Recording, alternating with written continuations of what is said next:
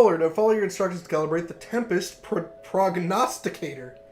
Your concern was correct. The bottles must be placed from heaviest to lightest to produce accurate results. Okay. Actual weight depends on the leech used, so I have to recalibrate every time I want to take a reading. Also note that recalibration is required if the battery dies. However, the device works as intended. Once the model is aligned precisely with the moon, it may then be used to start the lunar dream apparatus safely. Josie. Bullard's research is crucial to this story. I wonder if I can get this thing working. Okay. Okay, safe combination. I have a thing. Cool.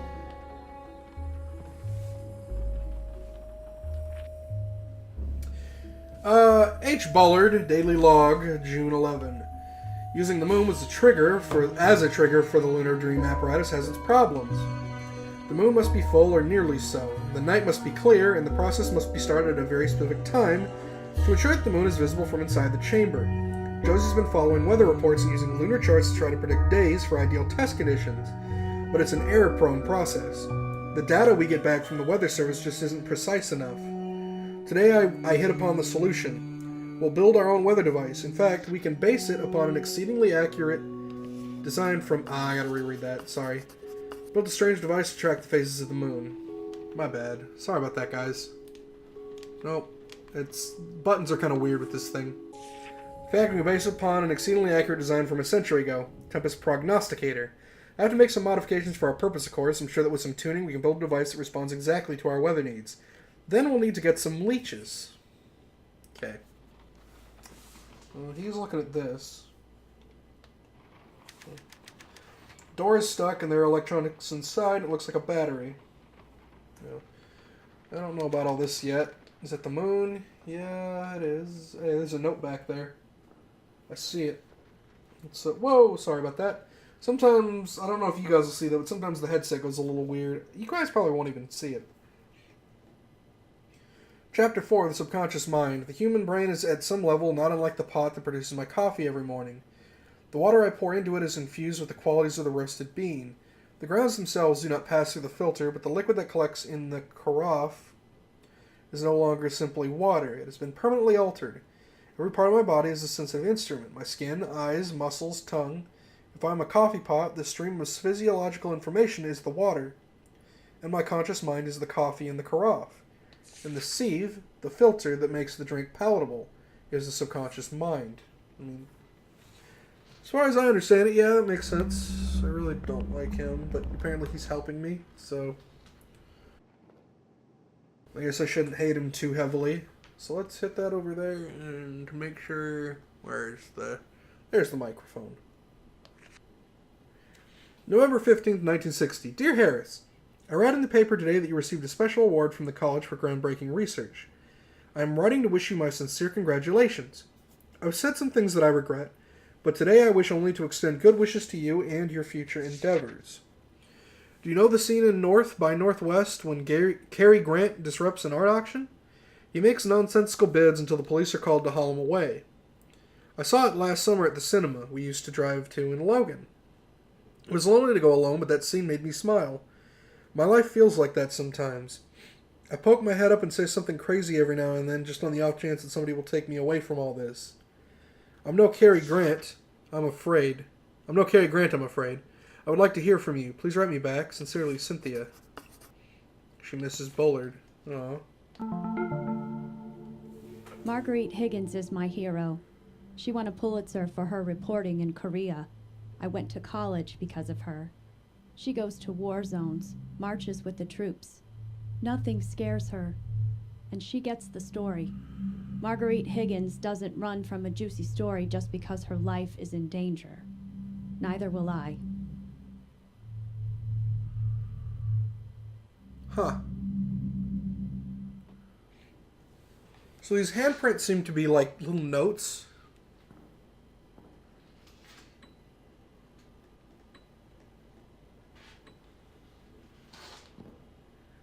Yeah. What's in here?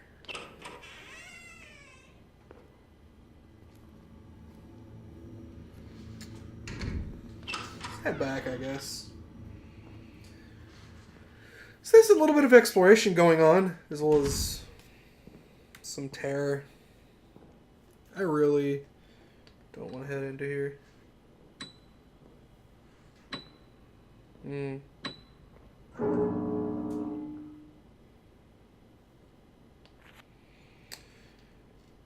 Crystal Cave by Bobby Sawyer, Chapter 8.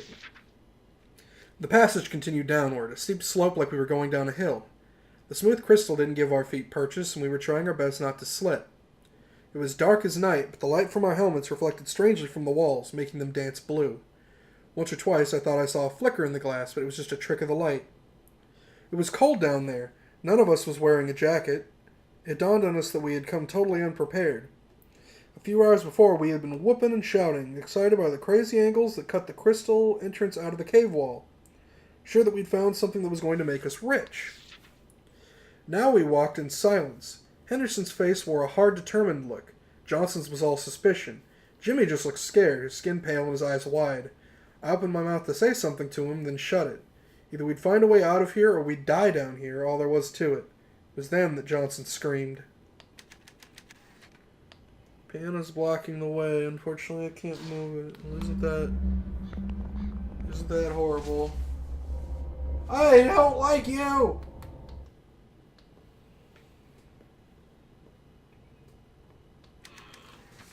Loose floorboards here. I don't have the right tool. Not currently. I really don't want to deal with him in the corner. Okay, make sure... Well, I won't be able to turn fast enough because I'm a little away. National recognition for local college. Washington, D.C., the National Academy of Sciences announced its annual picks for leaders in science academia on Wednesday. Among the recipients of this prestigious award was our own Oakley College in Logan. The college won recognition for a controversial research paper published by the school's small neuroscience department last year. We are very proud to have our work recognized in this way, said Dr. Graham Wellington, chair of Oakley's Brain Studies program. We are a very small program, focused on areas of research that the big schools ignore. We applaud the Academy of Scientists for giving us the chance to prove ourselves. The award-winning paper, authored by Wellington and Dr. Harris Bullard, was written in 1962, but only published last year. Titled Accessing Subconscious Waves Through Twisted Fair Electroencephalography. The highly technical paper caused some controversy in the neuroscience community and was ridiculed by many experts in the field. The paper was the source of some local tumult as well. This paper was written entirely by Dr. Bullard, said one Oakley student who did not wish to give his name. Wellington just put his name on it and took all the credit. Bullard, who retired from the school last year, could not be reached for comment. Alright. Pippa! Daily log. Cynthia called me today. She sounded drunk. Sometimes I think she calls just to get a rise out of me. I maintained my calm this time, declined her invitation to meet, and told her in no uncertain terms that if she was looking for money, she had best look elsewhere. And now I'm going to go and get drunk myself. Graham came by my office this morning. He had a strange-looking envelope. It was addressed to me, but had been pushed under his door. It bore no return address, just a single word, woodcutter. I had to run to class and haven't had a chance to open it yet, but something about it makes me uncomfortable. Hope it's not another love letter from a student. Graham is a weasel. He's never set foot in the lab or run an experiment, but he makes it sound like he's the brains behind the whole program. Without me, he'd be a washed-up theorist with nothing to his name. Okay.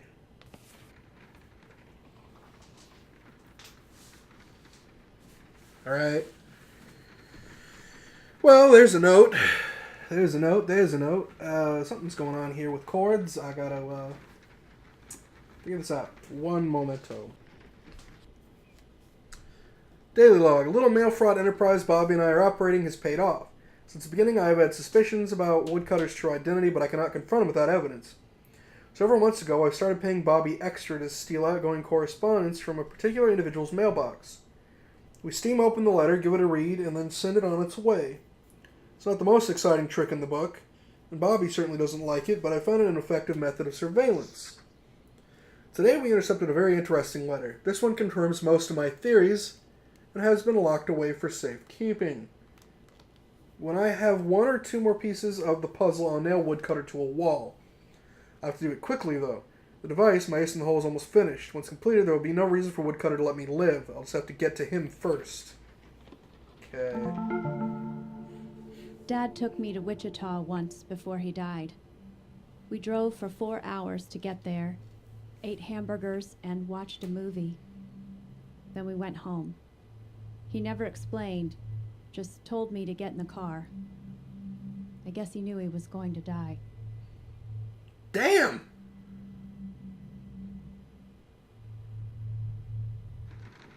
Well, okay. Dark? No one was at that piano just now. Well, there's a tool here. Fireplace poker. That should lift up the wood. Is there something written in the ash? I could check. Star, circle, square. Okay. Oh. Well, can I just use that?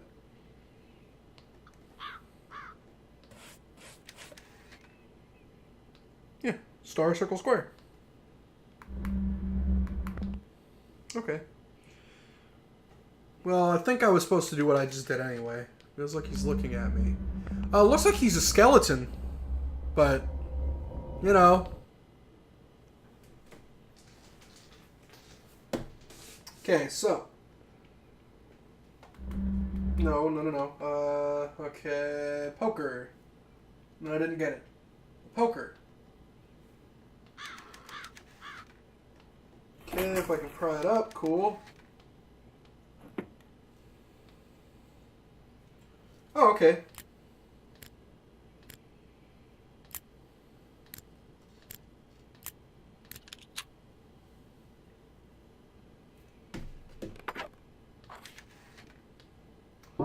Old metal key. Bill, I owe you many thanks for forwarding my request to the New York Times. I think we have opportunity to tell one of the great science stories of the 20th century. Make a considerable sum in the process. The Times is a great first step, but when we are finished, I want to have headlines written about me on the front page of every paper in the country. The key to our success is Harris Bullard's brain research. He has discovered something fundamental about the operation of subconscious brainwaves, and I believe that he will soon harness this knowledge to build a device whose object is to make men superhuman. Our first task is to procure this device before Bullard can publicize it. My plans for accomplishing that are already in motion. Once the device is in my hands, I am confident that I can reproduce and improve upon his work. That, Mr. Mitchell, is where you come in. An invention of this magnitude must not be consigned to the boneyard of the academic journal. It deserves praise and recognition from the common man. We'll make it the story of the year, and then we will sell the technology to those rich enough to meet our price. For now, we wait for Bullard to finish the device, then we will make our move. I look forward to your continued cooperation in this mutually beneficial partnership. Best regards, Graham Wellington. Okay, there he was. What's that? Left 20, right 50, left 10. God damn it.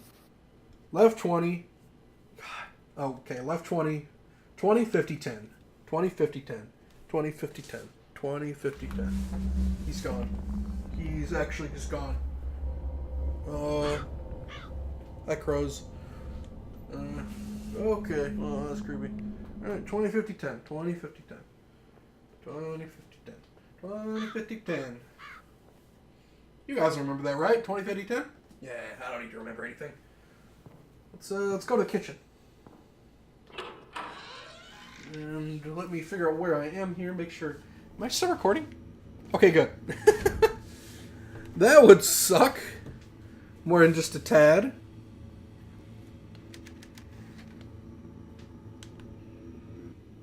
$20, $50, $10. I forgot it. Pots and pans haven't been packed well. Actually, wait, where is...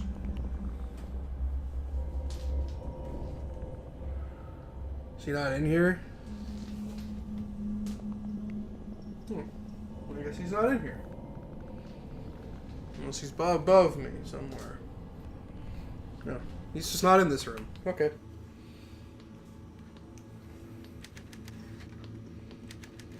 It probably works. Well, I don't know if I need it, so...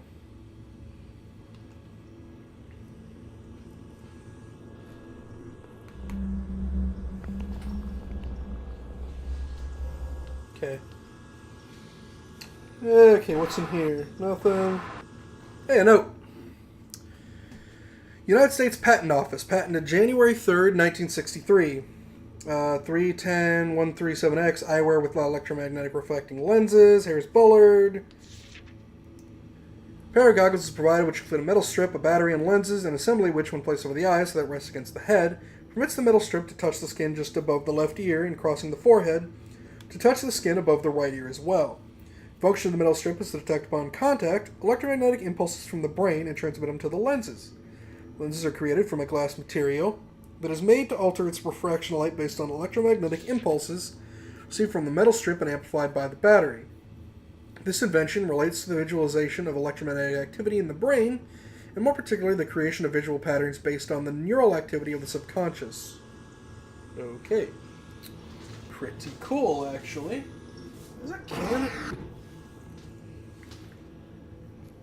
Oh, that scared the shit out of me.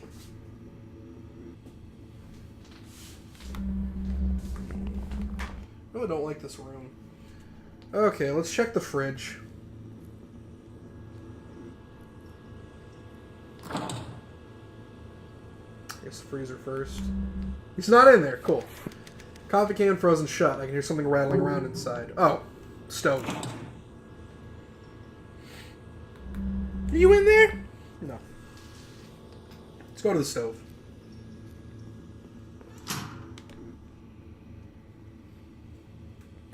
Mask. So why did it have to be a monkey mask, of all things? Well, yeah, I get that. Can I heat it up?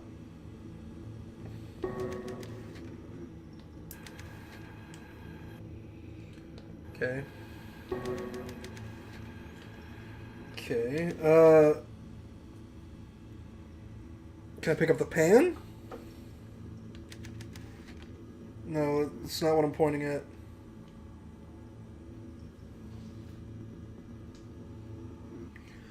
Well, I don't...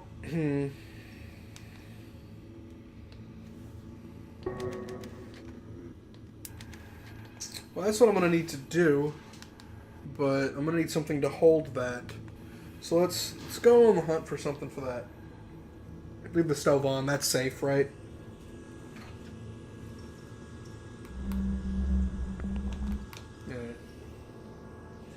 Yeah. We'll deal with those in a second.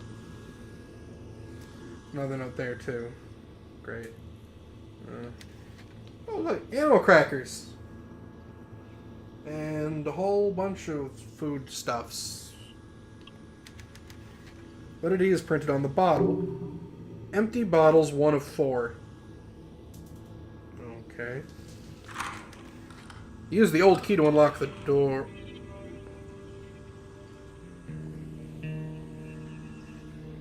I had stuff I wanted to check in there first. Let me finish all that before we get ahead of ourselves here. Handle turns, the door won't open. Something's blocking it. Okay. So, probably... No! Ah! Cords everywhere. January 2nd, 1961. Dear Harris, Happy New Year! I suppose I'm wasting my time by writing you again, but the new year always makes me think about the past. I was very upset when you did not respond to my last letter. I was told you refused my calls at the college. I understand that you're still angry, and for that, I cannot fault you. But unlike you, I have gotten past our little meltdown. Yeah, okay. I have grown to see it as the inevitable terminus of our relationship, something that had to happen sooner or later. Like spilt milk, as they say, it's not worth crying over it. But I do have a request. I'll make it plain, Harris. I need money. Some of my investments went bad last year, and with Kennedy in the White House, soon the others will certainly fail. You may hate me now, but I cannot believe you will consign me to a life of poverty. Somewhere deep down inside you, under that mask you wear in your daily life, I know you must still feel something for me. Please, say you'll help me. Just this once, put down the mask and trust your feelings. Humbly and sincerely, Cynthia. Okay. Oh, it's raining now. Cool. Thanks for watching, everyone. If you liked this video, please click the like button down below. And if you want to see more of these videos, I'd really appreciate you clicking that subscribe button. I upload every Monday, Tuesday, Wednesday, Thursday, Friday, so if you want to see more videos, check then. I also have a Twitter if you'd like to follow me there, and a Twitch, and my Steam is also located down below. Share me with friends and family if you guys can. I'd really appreciate it. I hope to see you all for the next video. See you then.